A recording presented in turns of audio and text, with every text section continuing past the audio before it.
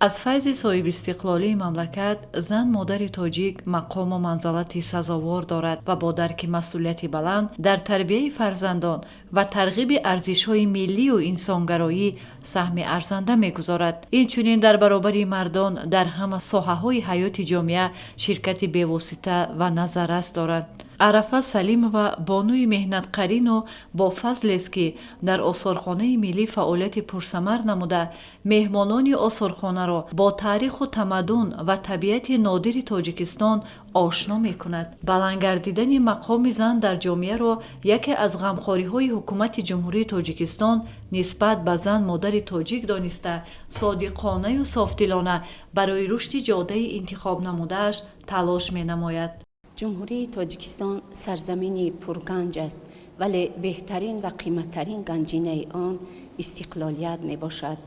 امروز ما با افتخارمندی ابراز می داریم که به بخت بلند مردم تاجیکستان استقلالیت دولتی جمهوری تاجیکستان در فضای صلح و آرامی و وحدت ملی با طرح نو و خاصه و مطابق به پدیده های دوران صاحب استقلالی کشور انعکاس گشته ایستاده است.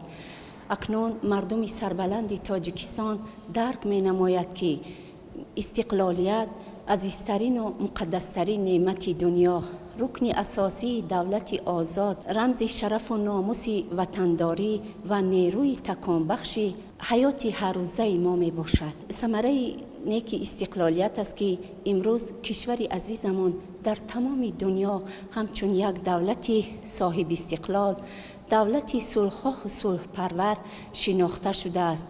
یکی از دستاوردهای دوران صاحب استقلالی کشور این مقام زن، بلند برداشتن مقام زن در جامعه می باشد که در پرتو سیاست خردمندانه اساسگذار صلح و وحدت ملی پیشوای ملت پرزیدنت جمهوری تاجیکستان محترم امام علی رحمان روی کار آمده است. در واقع با بلند گردیدن مقام زنان در جامعه حقوق و منفعت‌های زنان حمایه گردیده برای عملی شدن اقدام‌های شایسته آنها زمینه‌های واقعی مهیا میباشد. همین است که بانوان مهنتقرین تاجیک جواباً به غمخوری‌های حکومت جمهوری تاجیکستان برای تحکیم صلح و ثبات و استقلالیت دولتی سهم می‌گذارند. عرفه سلیم و از زمره زنان فعال است که میان همکسبان صاحب احترام بوده در تربیت متخصصان جوان نیز سهمگذار میباشد.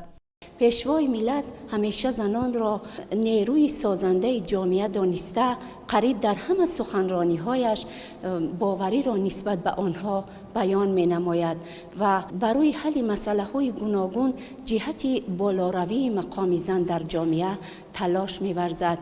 مؤسسه دولتی آثارخانه ملی نیز از زمره انشاءات عظیم دوران صاحب استقلالی بوده، معرفگر تاریخ و فرهنگ و تمدن هر یک دولت و ملت می باشد. در آثارخانه ملی شعبه طبیعت عمل می کند که در این شعبه ما 3 نفر زنان و بانوان کار و فعالیت می نماییم و همه روزه به نوشتن مقاله های علمی و عاموی، نوشتن توصیف علمی، راهنمای موضوعی، شناسنامه علمی مشغول هستیم. اینچنین دانشجویانی که از دانشکده و دانشگاه ها برای تجربه آموزی می آیند و از طرف راهبریت مؤسسه به شعبه ما وابسته می گردند، ما به آنها یاری علمی متدی خود را می رسانیم. امروز بسا سرفراز و افتخارمند از آن هستم که در این بارگاه بانفوذ که مؤسسش اساسگذار صلح و وحدت ملی پیشوای ملت پرزیدنت جمهوری تاجیکستان محترم امام علی رحمان می باشد کار و فعالیت می نمایم و در طول 18 سال کاریم و افتخارنامه ها، سپاسنامه ها، نشان علاچی فرهنگ، اینچنین افتخارنامه جناب عالی سرفراز گشتم. در این مؤسسه زنان و بانوان زیاد از فراش و نگاهبین تا کارمندان علمی کار و فعالیت می نماییم و با باوری کامل گفته می توانم که ما زنان و بانوان آثارخانه ملی همچون اعضای کامل حقوق جامعه با احساس بلندی وطن دوستی در آبادی و پیشرفت وطن عزیزمان دولت صاحب استقلالمان نقش پرارزش خود را می گذاریم. زن مادر اولیه مهر و شفقت، راهنما و مصلحتگر و معتبری هر یک خاندان می باشد. با نظر داشت قدر و منزلت مادران زحمت پیشه تاجیک، امروز تمام شرایط برای فعالیت زنان در دلخواه ساحه‌ها مهیا گردیده است. زنان تاجیک با شکرگزاری از فضای صلح و ثبات و زندگی ارزنده خود بر آن جهد می نمایند که به همه غمخواری های حکومت جمهوری تاجیکستان شایسته باشند، در تربیه معنوی جامعه و رشد آن نقش مهم گذارند، جوانان را نیز در روحیه سالم و سازنده تربیه نمایند.